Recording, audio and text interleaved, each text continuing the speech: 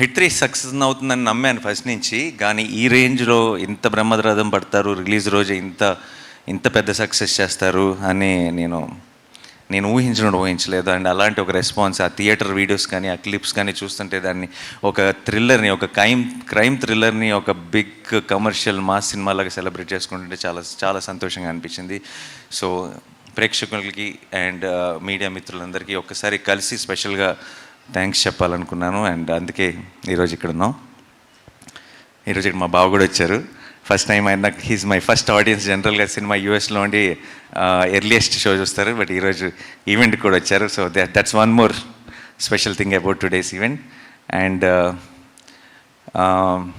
Before I have to thank my team. నేను ఎప్పటికప్పుడు ప్రతిసారి నెక్స్ట్ ఈవెంట్ అంటూనే వస్తున్నాను.